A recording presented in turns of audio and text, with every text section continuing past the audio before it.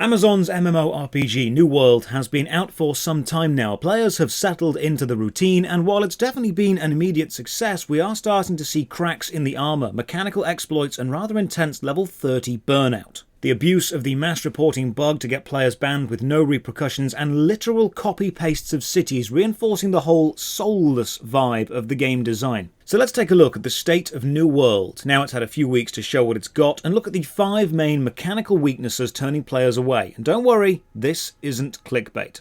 Ladies and gentlemen, welcome, I'm Josh Stripe-Hayes.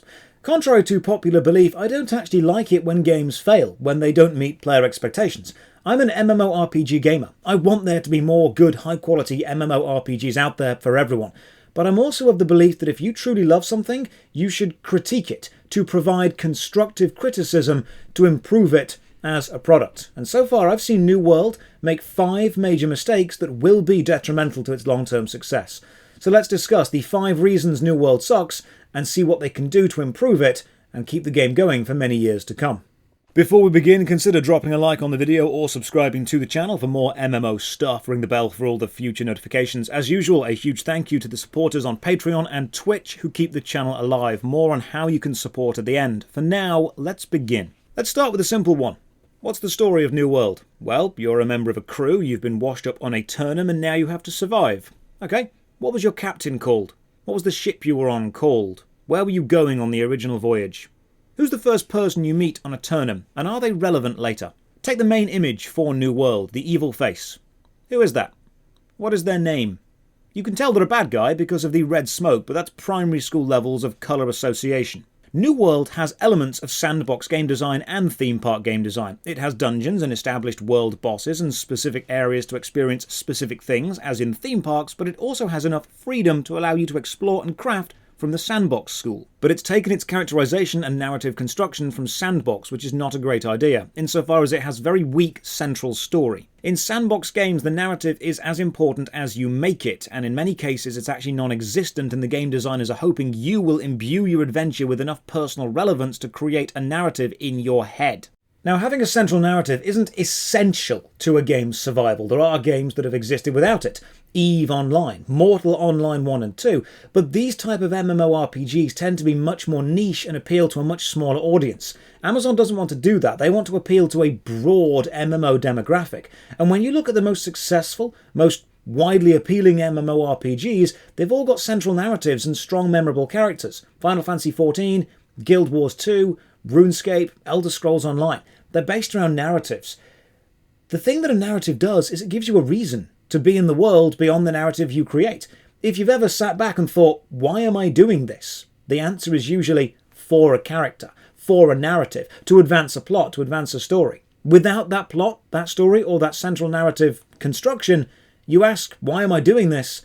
And your answer is often, I don't know.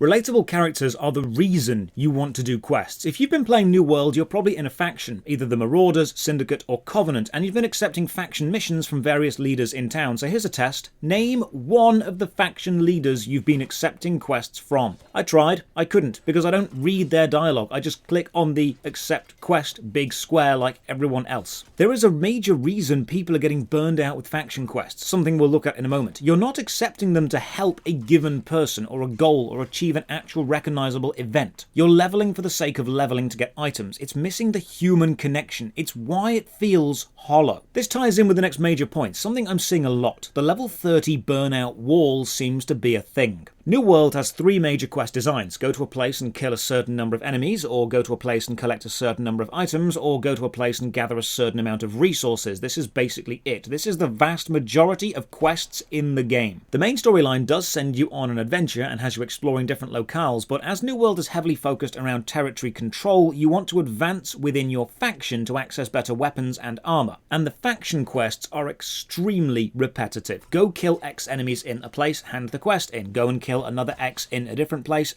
do it again, hand it in, do it again, hand it in, accept another, go and collect X items. Honestly, after you've spent 5 or 6 items doing faction reputation quests, you've basically seen the system. It's just variations on this for the remainder of the levels, and people are quitting because of it. There are very few quests that are puzzles, very few quests that have any actual engaging narrative, very few quests that require you to combine items to do anything in the world. Reddit is full of people posting about the level 30 burnout. That seems to be the moment people realise this won't change. If you don't enjoy it now, you won't enjoy it for the next 30 levels. It is the same content, just more. Some people love repetitive content. If New World is 3D RuneScape and people can fish in RuneScape or RuneCraft or farm for hours, surely they can do it in New World as well, and that's absolutely fine, but it does feel soulless. I've said in a previous video that I feel New World is a beautiful looking game with very little below the surface. It's gold-plated plastic. You scratch away the outer shell and you very quickly realise there's not much there beyond the beautiful exterior. Now, here is an exact perfect example that will help you understand what I mean when I say the game has been created without love. This is the map of the main settlement of the Windswood territory, a low-level territory. And this is the map of the settlement of Morningdale, a high-level territory. Now let's just see what happens if we take both settlements and rotate one a little bit. And then, just to be pedantic, let's go through and number every single feature that they share. Now you might argue, maybe it was the same city planner, or it was a homage, or any other reason, but when the destroyed walls are the same, when the paths in and out are the same, this isn't a homage. This is a copy-paste job. And this is what I mean when I say the game feels soulless. It's beautiful, but it lacks depth or personality. It's a fun experience for a bit, but it feels like a cake with too much frosting. It's great to look at, it's enjoyable for a bite or two, but there's not enough substance to keep you around. But you know what? All of these criticisms can be hand-waved away. It doesn't matter there's no central narrative or identifiable characters to empathise with. It doesn't matter that the PvE quests are repetitive. It doesn't matter the cities are copy-pasted, because the game is a PvP game, not a PvE game. And a game about PvP focuses on the engagements and the conflicts between the players, not the story of the game. It focuses on the battles the players make happen, not the quests you go on. And the towns are just mechanical. They don't need stories or personalities. They're just there to restock before the next big fight.